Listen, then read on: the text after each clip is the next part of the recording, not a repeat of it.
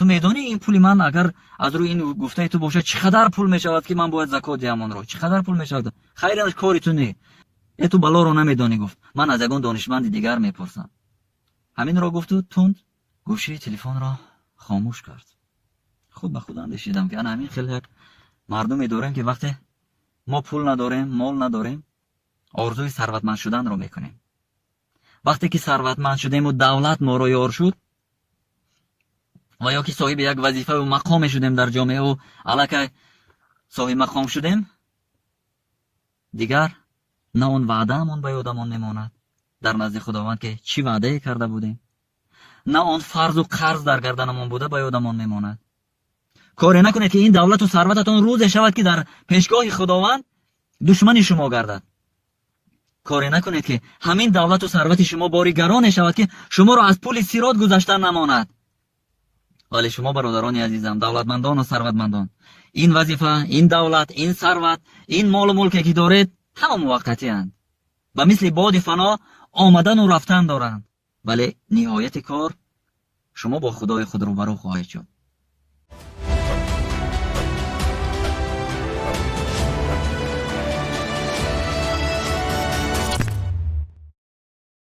به نام خداوندی که جان آفرید، سخن گفتن در زبان آفرید. الصلاة و السلام علی رسول الله محمد و آله و اصحابه اجمعین.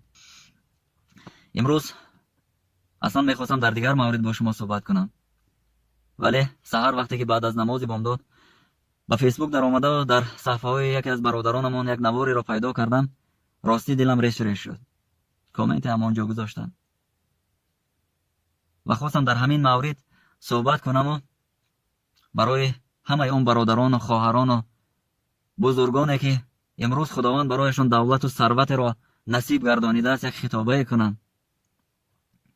شما هم گمانم آن نوا را دیدید و خواستم همین صحبت را خطابه کنم برای شما صاحبکاران، برادران عزیزم.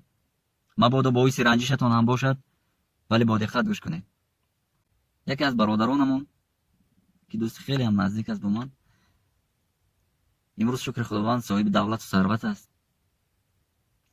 و هر یک عرفه ماه شریف رمضان، علاوه در ماه شعبان، من چون میدونم که او اول کی بود، اول از روزگار سخت فقیری اذیت میکشید و آهسته آهسته خداوند برایش مال و دولت و ثروت زیادی داد و برایش خطاب میکنم که برادر، هر ماه شعبان یک مرتبه زنگ میزنم و میگویم که برادرم، دادن زکات مالت رو فراموش نکرده ای؟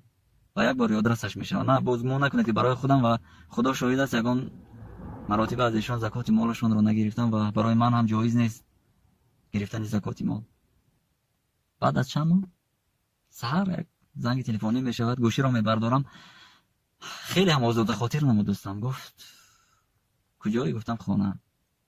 گفت همین زکات مال رو چخیلی حساب میکردن؟ گفتم چخیلی حساب میکردن؟ گفت چند فایز باید باشد از روی مال و محصولات و پول؟ خیر بعد فهمیدم که از روی چوروا دیگر است، مثلا از روی طلا، از روی مثلا متاع و از روی خانه و در و بعد از روی پول چقدر است فهمیدم برایش. و گفتم خیر حساب کن مال و پولت رو چقدر داری، همین قدر فایز معین میشود. آن حق خداوند است که شما ثروتمندان اصلا وظیفه شما این خزینه داری است. پولی که دارید، مالی که دارید، این پول شما نیست، مال شما نیست. دولتی که امروز شما دارید دولت شما هم نیست. آن چیزی است که خداوند برای شما این دولت و ثروت را داده است.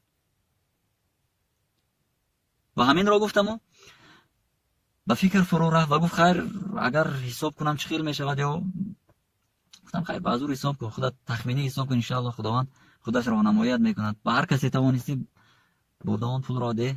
من گمان کردم که تو الک سپاریدی، گفتم گفتی خیر نشد و من یک چیز دادم که پورا ندادم، همون زکات مالم رو پورا نداده بودم. امروز خوابی ناجایی دیدم، دلم سخت سیاهی آورد، میخواستم همون زکات مالم را دهم. ببینید مردم ما چخیلن، تا خوابی بدی نبینند، تا سخت ناراحتی نشوند، تا بیماری نشوند، تا یک آفت نرسد به سرشان، از زکات یاد نمیکنن، از خدا یاد نمیکنن که خداوند برایشان این زکات را فرض گردانیده است. و همین گونه هم شد. بعد از چند ساعت باز در راه از پای مسافر کشانی بودم که باز زنگ تلفنی از همون برادرم، گوشی رو میبردارم.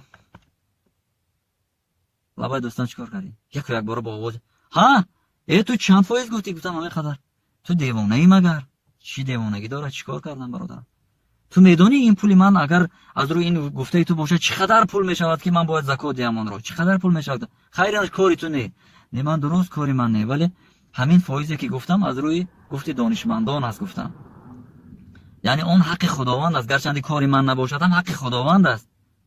تو بلا رو نمیدانی گفت. من از یگان دانشمند دیگر میپرسم.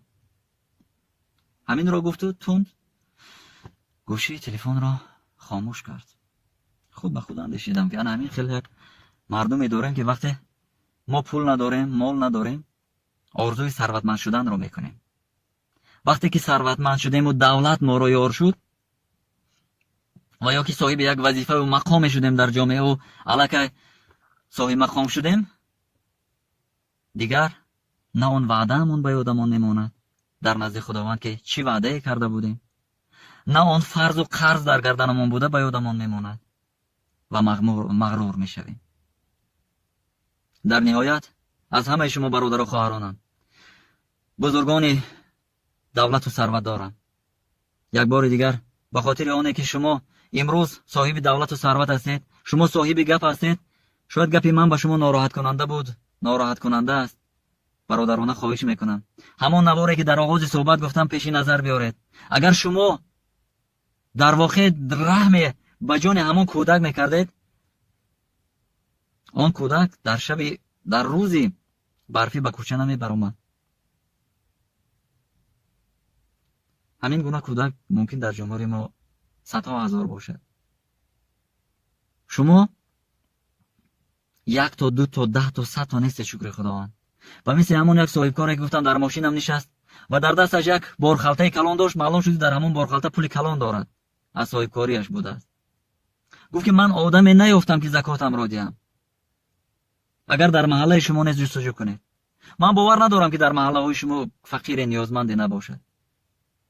اگر می توانید یک خزینه تشکیل کنید، خزینه‌ای که در اون یگان ساختار دولتی کاردار نباشد، خزینه‌ای که در اون یک آدم با تقوا و با ایمان وظیفه‌اش فقط رسانیدن آن صدقه و زکات‌های شما باشد. مقال مردمی را پیش نظر آورید. شما یاس را میدانید کی بودند؟ همون قصه را میکنند، میگویند یاس قدر خود را بشناس، چارخایت در تاری داست میگویند. همین خیلی یک مقاله بود. شما هم زمان بگمان همین خیلی فقیر بودید. شما هم شهد تلخی بینوایی را چشیدید. هر کسی به اندازه خودش شد. اکنون خداوند برای شما این مال و دولت و ثروت را نصیب گردانید. کاری نکنید که بعد خلافی کنید. کاری نکنید که این دولت و ثروتتان روز شود که در پیشگاه خداوند دشمن شما گردد. کاری نکنید که همین دولت و ثروت شما باری گران شود که شما را از پول صراط گذشتن نماند. در حق شما میگویند که دعای یتیمان و نیازمندان از همه دعای نزدیکتر است به سوی خداوند. دل به دست آور که حج اکبر است، از هزاران کعبه یک دل بهتر است. کعبه بنیاد خلیل آذر است، دل نظرگاه جلیل اکبر است. وظیفه ما وظیفه گوینده بیش از گفتار نیست. ولی شما برادران عزیزم، دولتمندان و ثروتمندان، این وظیفه، این دولت، این ثروت، این مال و ملکی که دارید همه موقتی اند و مثل باد فنا آمدن و رفتن دارند، ولی نهایت کار شما با خدای خود روبرو خواهید شد. چند قصه بود با درد در باب همون یک نواری که این صبح کمینه آن را تماشا کردم. خداوند هدایتگر هر یکی ما و شما باد. السلام علیکم و رحمت الله و برکاته.